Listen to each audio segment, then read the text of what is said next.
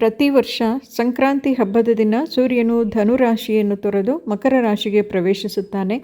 ಈ ದಿನದಿಂದ ಉತ್ತರಾಯಣ ಪುಣ್ಯಕಾಲವು ಪ್ರಾರಂಭವಾಗುತ್ತದೆ.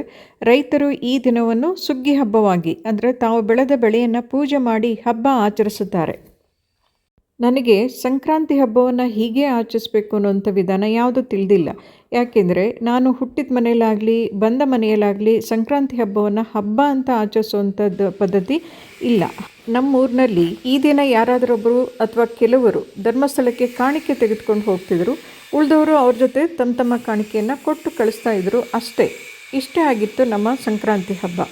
ಆದರೆ ಈಗ ಉದ್ಯೋಗಕ್ಕಾಗಿ ಪಟ್ಟಣವನ್ನು ಸೇರಿಕೊಂಡಿರೋದ್ರಿಂದ ಅಕ್ಕಪಕ್ಕದವರು ಆಚರಿಸೋದನ್ನು ನೋಡಿ ಮತ್ತು ಎಳ್ಳು ಬಿರಲಿಕ್ಕೆ ಬರೋರಿಗೆ ಎಳ್ಳನ್ನು ಕೊಡಬೇಕು ಅನ್ನೋ ಕಾರಣದಿಂದ ಹಾಗೂ ಚಳಿಗಾಲದಲ್ಲಿ ಕೊಬ್ಬಿನಂಶ ದೇಹಕ್ಕೆ ಸ್ವಲ್ಪ ಹೆಚ್ಚಿನ ಪ್ರಮಾಣದಲ್ಲಿ ಸೇರಬೇಕು ಅನ್ನುವಂಥ ವೈಜ್ಞಾನಿಕ ಕಾರಣಕ್ಕಾಗಿ ಎಳ್ಳನ್ನು ಮಾಡ್ತೀನಿ ಮತ್ತು ನನ್ನದೇ ವಿಧಾನದಲ್ಲಿ ಕಿಚಡಿ ಅಂದರೆ ಪೊಂಗಲನ್ನು ಕೂಡ ಮಾಡ್ತೀನಿ. ನಾನು ಈ ವರ್ಷ ಹೇಗೆ ಹಬ್ಬವನ್ನು ಮಾಡಿದೆ ಹೇಳ್ತೀನಿ ನೋಡಿ.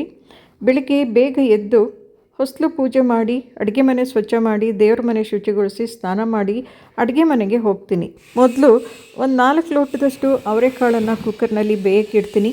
ನಂತರ ಒಂದು ಬಾಣಲಿಗೆ 3 ಲೋಟ ಅಕ್ಕಿ, 1.5 ಲೋಟ ಹೆಸರುಬೇಳೆ ಹಾಕಿ 1 ಚಮಚ ಎಣ್ಣೆಯೊಂದಿಗೆ ಹುರಿಲಿಕ್ಕೆ ಇಡ್ತೀನಿ.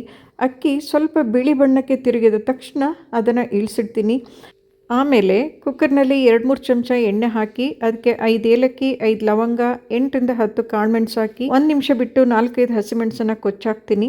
ಅದಕ್ಕೆ ಬೇಯಿಸಿಟ್ಕೊಂಡಿರೋಂಥ ಅವರೆಕಾಳು, ಹುರಿದಿಟ್ಕೊಂಡಿರೋ ಅಕ್ಕಿ ಹೆಸರುಬೇಳೆ ಹಾಕಿ ಸ್ವಲ್ಪ ನೀರು ಹಾಕಿ 1 ಮುಷ್ಟಿಯಷ್ಟು ದ್ರಾಕ್ಷಿ ಗೋಡಂಬಿ ಹಾಕಿ ಅದರ ನಂತರ 1 ಲೋಟದಷ್ಟು ತೆಂಗಿನಕಾಯಿ ತುರಿ, 2 ಅಚ್ಚು ಬೆಲ್ಲ, ರುಚಿಗೆ ತಕ್ಕಷ್ಟು ಉಪ್ಪು, 3 ಚಮಚ ತುಪ್ಪ ಹಾಕಿ ಕೊತ್ತಂಬರಿ ಸೊಪ್ಪನ್ನು ಕೊಚ್ಚಿ ಹಾಕಿ ಚೆನ್ನಾಗಿ ತಿರುಗಿಸಿ ಒಟ್ಟು 11 ಲೋಟದಷ್ಟು ನೀರಾಗುವಷ್ಟನ್ನು ಸೇರಿಸಿ ರುಚಿಗೆ ತಕ್ಕಷ್ಟು ಉಪ್ಪನ್ನು ಹಾಕಿ ಮತ್ತೆ 3 ಚಮಚ ತುಪ್ಪ ಹಾಕಿ ಚೆನ್ನಾಗಿ ಎಲ್ಲ ಮಿಕ್ಸ್ ಮಾಡಿ ಕುಕ್ಕರ್ ಮುಚ್ಚಳವನ್ನು ಮುಚ್ತೀನಿ. ಅಲ್ಲಿಗೆ ನನ್ನ ಸಿಹಿ ಖಾರ ಮಿಕ್ಸ್ ಕಿಚಡಿ ರೆಡಿ ಆಯಿತು. ಎಳ್ಳನ್ನು ನಿನ್ನೆನೇ ಎಲ್ಲ ತಯಾರು ಮಾಡಿ ಇಟ್ಕೊಂಡಿದ್ದೆ.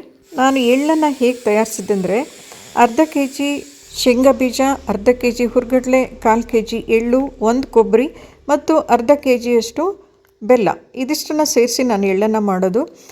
ನಿನ್ನೆನೇ ನಾನು ಶೇಂಗಾ ಬೀಜವನ್ನು ಹುರಿದು ಸಿಪ್ಪೆ ಎಲ್ಲ ತೆಗೆದಿಟ್ಕೊಂಡಿದ್ದೆ. ಎಳ್ಳನ್ನು ಕೂಡ ಸ್ವಲ್ಪ ಮಟ್ಟಿಗೆ ಹುರಿದಿಟ್ಕೊಂಡಿದ್ದೆ. ಇವತ್ತು ನಾನು ಅದನ್ನೆಲ್ಲ ಮಿಕ್ಸ್ ಮಾಡಿ ಎಳ್ಳನ್ನು ತಯಾರಿಸಿ ಇಟ್ಕೊಂಡೆ. ನಂತರ ದೇವ್ರ ಪೂಜೆಗೆ ಬೇಕಾಗಿರೋದನ್ನೆಲ್ಲ ರೆಡಿ ಮಾಡಿ ಇಟ್ಕೊಂಡು ಪೂಜೆ ಮಾಡಿ ನಂತರ ಪೊಂಗಲ್ ಮತ್ತು ಎಳ್ಳನ್ನು ತಂದು ನೈವೇದ್ಯ ಮಾಡಿ ಈಗ ಸಮಾಧಾನದಿಂದ ಸಾವಧಾನವಾಗಿ ಹಣ್ಣು ಹೂವು ಕಾಯಿಗಳಿಂದ ಪೂಜೆ ಮಾಡಿ ಕಾಣಿಕೆ ತೆಗೆದಿಟ್ಟು ನಮಸ್ಕಾರ ಮಾಡ್ಕೋತೀವಿ. ನಂತರ ಹಕ್ಕಿ ಪ್ರಾಣಿಗಳಿಗಂತ ಮಾಡಿರೋ ಅಡುಗೆನ ಸ್ವಲ್ಪ ಎಲ್ಲ ತೆಗೆದು ಹೊರಗಡೆಗೆ ಇಟ್ಬಿಟ್ಟು ನಂತರ ಬಂದು ನಿಧಾನವಾಗಿ ತಿಂಡಿ ತಿಂತೀವಿ. ಆಮೇಲೆ ಎಳ್ಳು ಬಿರೋಕ್ಕೆ ನಮ್ಮನೆಗೆ ಬರೋರಿಗೆ ನಾವು ಕೂಡ ಎಳ್ಳನ್ನು ಕೊಟ್ಬಿಟ್ಟು ಅವ್ರ ಜೊತೆಗೆ ಹರಟೆ ಹೊಡೆದು ಸಮಾಧಾನದಿಂದ ಸಂತೋಷವಾಗಿ ಈ ದಿನವನ್ನು ಕಳಿತೀವಿ. ಇದಿಷ್ಟು ಇತ್ತೀಚೆಗೆ ನಾನು ಮಾಡ್ಕೊಂಡಿರೋ ರೂಢಿ. ನೀವು ನಿಮ್ಮ ಮನೆಯಲ್ಲಿ ಸಂಕ್ರಾಂತಿ ಹಬ್ಬವನ್ನು ಹೇಗೆ ಆಚರಿಸ್ತೀರಿ ಅನ್ನೋದನ್ನು ಕಾಮೆಂಟ್ ಬಾಕ್ಸ್ನಲ್ಲಿ ತಿಳಿಸಿ.